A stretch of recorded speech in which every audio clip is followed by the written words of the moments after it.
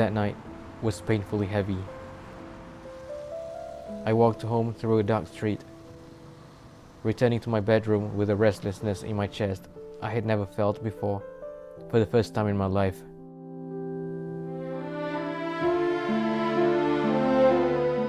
The melody from the film lingered in my head, a tune that stirred imagination, the very reason I wanted so badly to watch that film, made me step into a cinema for the first time, just to see what kind of person she looks like. At that time, I was staying at my grandfather's house in Penang for a month. And when the month ended, I didn't want to go home. I did not want reality to intrude on a self that was lost inside a feeling that was so fresh and so naive. Besides, my home was already lively enough with my younger sister and two relatives from Indonesia at the time. I chose to return to the hostel, hoping that by focusing on my studies, I could erase that feeling. Instead, I grew more restless, trapped in an emotion that the reality I would soon realize could never be fulfilled. The person I admired was not someone I could see or meet face to face.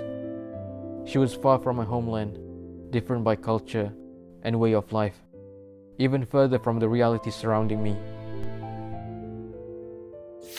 Two close friends of mine at the hostel noticed the change in me, and they often said, "You can't study like this anymore, Shade."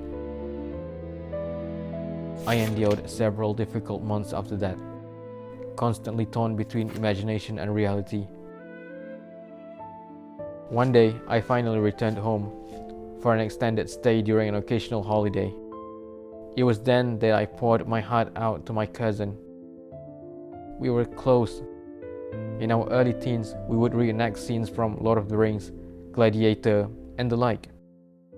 He listened attentively as I spoke, as I explained the girl's sporty style and her character arc in the film, and every details about her I paid attention to. But when I finished, he then pulled a bundle of school books from his bag and resumed studying, and it wasn't even exam season. He said plainly, "This is the most important and real thing to do if you want to become somebody. Not indulging in things like that, the feelings that are uncertain." He then continued studying until 3 a.m. That year, he became one of the brightest students at his school. But God loved him more. He passed away in an accident on his way home from school.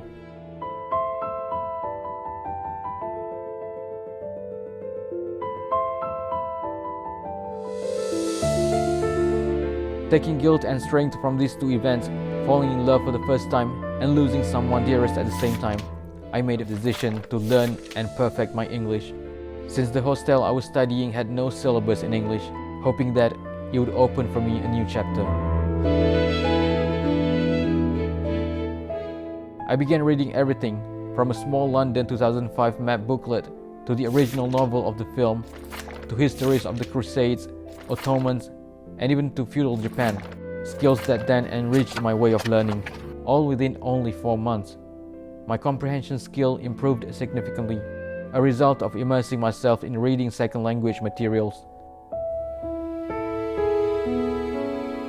Best of all, I naturally learned how to write properly, even with limited vocabulary. From then on, I received remarks from my teachers, and from others as well. "You're very different from before," and from others. I started receiving requests from friends to write essays. Sometimes they paid me 3 to 5 ringgit. Sometimes they treated me to a meal.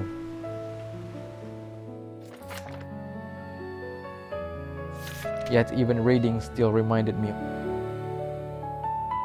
Most English books printed in the UK, and any mention of printed in London or in the UK that surfaced on every publishing information page would always pause my heart for a moment.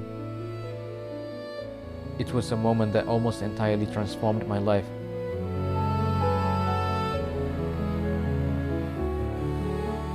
No, I do not wish to return to that time. Though it was a pure feeling, heart-piercing to the deepest, beautiful and painful all at once.